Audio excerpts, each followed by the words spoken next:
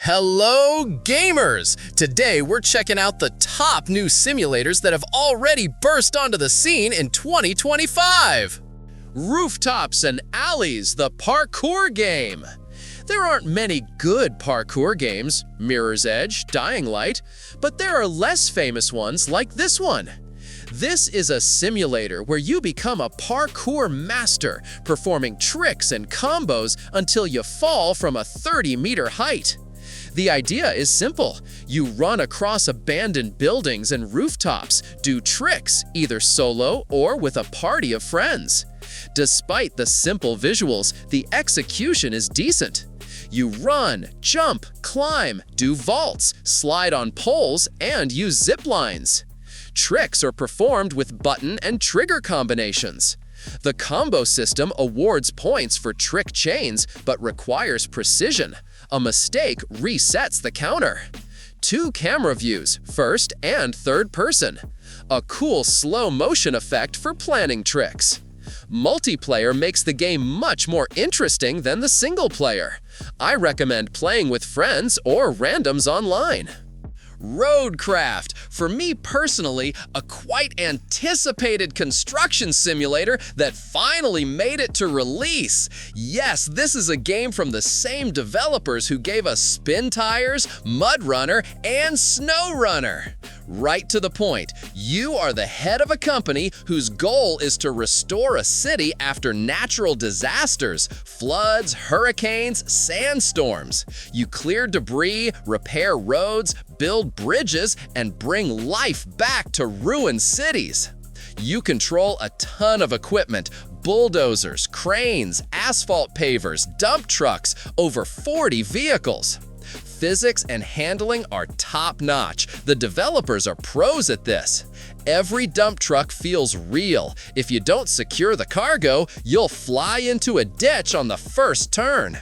The road construction process is pure meditation. You pour sand, level it, pave the asphalt, and suddenly there's a proper road instead of mud. There's co-op for up to 4 people to restore civilization with a party of friends.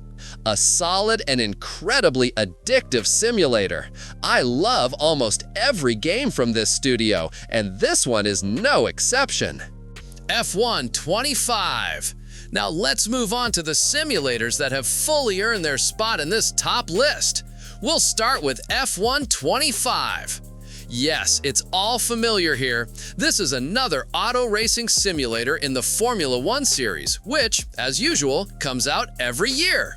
They update the graphics, add new cars, F1 calls them bolids, physics, and teams. The main goal hasn't changed. You're an F1 driver progressing through the official championship, winning races. Naturally, cool graphics, excellent handling physics, and licensed content are the baseline, which goes without saying. But here are the new features. Reverse tracks. Races have been introduced on tracks like Silverstone or the Red Bull Ring, where you can race backward in Grand Prix, time trial, and of course, multiplayer modes. Team system. Now you're not just a racer, but also a boss. You hire drivers, manage the team, and decide who gets behind the wheel. Sprints in China, Miami, Austin, and Qatar are available, just like in the last 24th season. Overall, it's a typical but solid F1 simulator. If that's what you're looking for, it's definitely worth your attention. Steam reviews confirm this. They are generally positive. The Precinct. Let's be honest, there aren't many decent police simulators right now, but a decent mix of simulator and top-down action in the style of the first GTA was recently released. You play as a young cop who has just joined the force. Your mission is to solve your father's murder and simultaneously clean up the city. The city is fictional, but strongly resembles 1980s New York, which adds to the atmosphere. Rainy streets, graffiti, cassette players, and cars of that era. The hero seems to patrol in a 1977 Dodge Diplomat, a legend of US police cars. Gameplay: patrolling on foot, by car, and even by helicopter. Issuing parking tickets. Catching thieves and chasing criminals. The latter is pure joy, especially night races with the isometric camera and cool lighting. The sirens flash like in a movie. Crimes are procedural. Sometimes you just need to issue a fine for littering out the window, and sometimes you're catching a drug dealer. The game is pure joy for those who want to feel like a cop in an old movie with chases and shootouts. JDM, Japanese Drift Master. I was personally really looking forward to this drift simulator, but it was delayed and finally released in May 2025. Well, better late than never. In short, you're thrown into the heart of Japanese drift culture. Just like in Initial D, you can grab an old AE-86 and drift sideways along mountain switchbacks, delivering tofu or sushi. The game isn't limited to one car. There are plenty, and each can be tuned visually and technically. This is not a hardcore auto simulator. You can drift with a steering wheel, gamepad, and even a keyboard. Casual players will enjoy it. There are missions, main story, mostly for show, and side quests, delivering sushi, underground races. The main highlight is drifting. It's an orgasm for fans. You can tweak the suspension, tire pressure, and clutch to make every slide perfect. 22 licensed cars and a couple of fictional ones for which they apparently didn't get a license. To me, this is a genuine love letter to JDM culture with great physics and customization, though it's a bit raw right now, like sushi. Cash Cleaner Simulator. Again, the name is straight to the point. A simulator where you literally launder money for crime bosses. The story? You, Mr. Fresh, a small-time money cleaner, are stuck in a basement. You need to earn $1 million to get out. Your task? Receive bags, boxes, and even mattresses full of dirty money. Clean it of blood, dirt, and paint, sort it, and send it to clients. For this, you use washing machines, dryers, money counters, and UV lamps to spot fakes. The mechanics are physics and management. You lay out bills, cut stacks with a knife, and sort by denomination and currency: dollars, yen, euros. Missions are simple: pack 4,720s or clean 12 gold bars. You use your phone to upgrade equipment, find quests, and take photos of evidence. This is a game about making monotonous work fun. You clean cash, laugh at the dark humor, and save up for your freedom. Date everything! This is madness! This is the most unusual dating simulator where you earn magical points and start wooing 100 objects in your house, from your bed to the smoke alarm. Each object is a unique story. 5 days of dialogue and several endings: friendship, love, hostility. 100 characters are voiced by actors. After an ending, the dialogues unfortunately repeat, but you can switch between objects. Progress system. You give gifts to unlock new interactions and monitor the mood. A gift blunder will worsen the relationship. 2 modes: solo sandbox, local co-op for 2, compete or assist. An extremely unconventional simulator that, by the way, has garnered a bunch of positive reviews on Steam. If you're tired of typical business sims and want some trashy fun, you might want to check it out. Cast and Chill. There will be plenty of simulators where you need to build a business from scratch, but for now, I suggest a quick break with a couple of lesser-known but super addictive projects. One of them is Cast and Chill. As you can tell from the name and the visuals, this is a cozy fishing simulator with a pixelated look.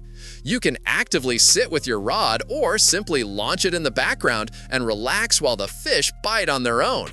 The idea is simple: catch fish, sell, upgrade gear, enjoy the views. Your loyal dog will keep you company. The game has 2 main modes. Active fishing. You cast the rod yourself, choose bait, watch for a bite, and reel in the fish, controlling its resistance. If you pull too hard, it'll get away.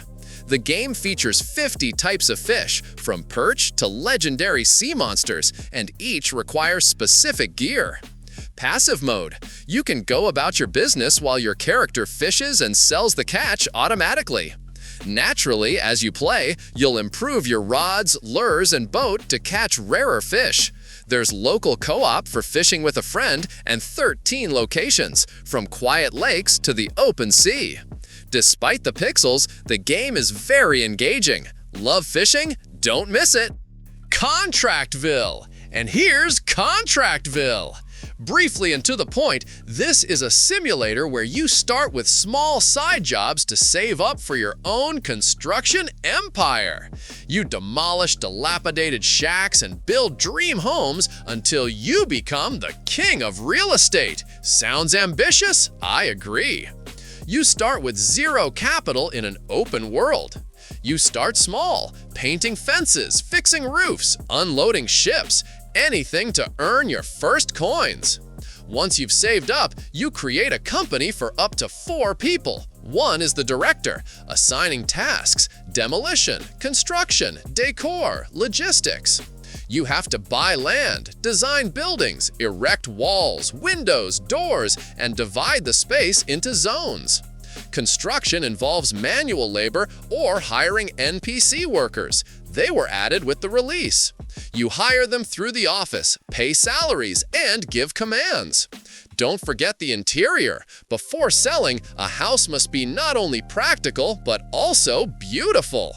Co-op is available. This is essentially House Flipper, but with co-op. Maybe a bit simpler, but definitely more interesting. Car Dealer Simulator. Finally, we move on to the most popular simulators, where the core idea is the same: build your business from scratch. Up next is Car Dealer Simulator. I say another because there'll be one more similar one later. Your role is a car flipper or reseller. You buy old rusty junk, fix it up, and resell it at a profit, increasing your budget for the next purchase. You start at auctions. You haggle and look for a good deal. You use 2 types of tow trucks, winch or crane, to deliver broken down cars. After buying, diagnostics, cleaning, dirt, rust, washing, polishing, and repairs, from tires to the body. Tuning to increase value, and a photo shoot for listings. As your business grows, you'll hire mechanics and expand your workshop, adding showrooms. The game has fantastic potential, somewhat reminiscent of Gas Station Simulator. Hopefully, the developers will continue to develop it. Lens Island. This is a classic isometric survival simulator that finally left early access this year. The premise? You arrive on a mysterious archipelago with a backpack and the intention to build a home, survive, and explore the islands. The gameplay is a mix of survival, building, and isometric action. You start with a basic set: an axe, a sword, a torch, and 2 meters, energy and hunger, which you need to refill by eating and sleeping. Base building is modular. You gather wood, stone, clay, and fiber to build houses, farms, or even castles of any size. And yes, you can tear everything down and rebuild. There's farming. You plant crops, tend the beds, and harvest. Crafting yields tools, weapons, and useful items, like potions. Of course, there are also dungeons, or donji in Russian gaming slang, where you'll have to fight monsters, defeat bosses, loot cool stuff, and level up combat and crafting skills. A huge plus is the co-op for up to 8 people. You can team up with friends to collectively build a dream village and survive. Supermarket Simulator. Supermarket Simulator is the only game that almost needs no introduction. The game hasn't stood still and had its full release this year. The idea is in the name. You open your own small shop and gradually develop it. Design. You arrange shelves, refrigerators, and checkouts, optimizing space. Purchasing goods. You order everything from bread to electronics via the in-game computer. Management. You unpack boxes and arrange products manually, making sure nothing sits too long. In the early stages, you run the checkout yourself, serving customers and giving change. Later, you can hire employees, cashiers, stockers, etc. Pricing. You monitor current market prices. Overprice a loaf of bread and it will gather dust. Events. Inspections and thefts have been added. You need to react quickly to avoid losing reputation. In short, it's an awesome business simulator. One of the best in the genre that will keep you hooked for a long time. Camper van, make it home. There's a genre of cozy games where you simply relax. Today's representative is Camper Van, Make It Home. The idea? It's a simulator where you transform an old camper van into a dream home, solving puzzles and enjoying a journey through Spain until you figure out what the whole thing was for. Gameplay is based on block puzzles and interior design. You're given an empty van and start filling it with items from your luggage, clothes, kitchen stuff, books. When choosing categories, food, clothes, decor, you don't know what you'll get. Your task is to find the perfect spot for every object, using cabinets, drawers, and shelves, or just experimenting randomly. There are no timers or rush. The main thing is to play at your own pace and have fun. As you progress, new vans, different sizes and styles unlock. You can decorate the outdoor area, tables, hammocks. 10 locations, beaches, mountains, snowy landscapes require decor adaptation. Pets, dog, cat, iguana wander nearby. There's a photo mode to capture your masterpieces. Deliver at all costs. A maximally funny and admittedly hilarious courier simulator where you have to deliver all sorts of packages. The year is 1959. You are Winston Green, a courier with a fiery temper and a dark past, delivering insane cargo, from a live eagle you treat with a tail feather to an atomic bomb ready to blow. The main mechanic is driving, with an emphasis on destruction. Everything in the game is breakable, from fences to entire houses. The physics make every drive uproarious. The vehicles, though few, can be upgraded and improved. Missions are varied, delivering fireworks that explode in the truck bed, chasing UFOs with a camera.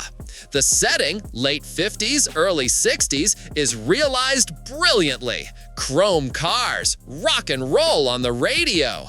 For the most part, this is a game about wild missions and destruction, where you can crash into a diner and get away with it.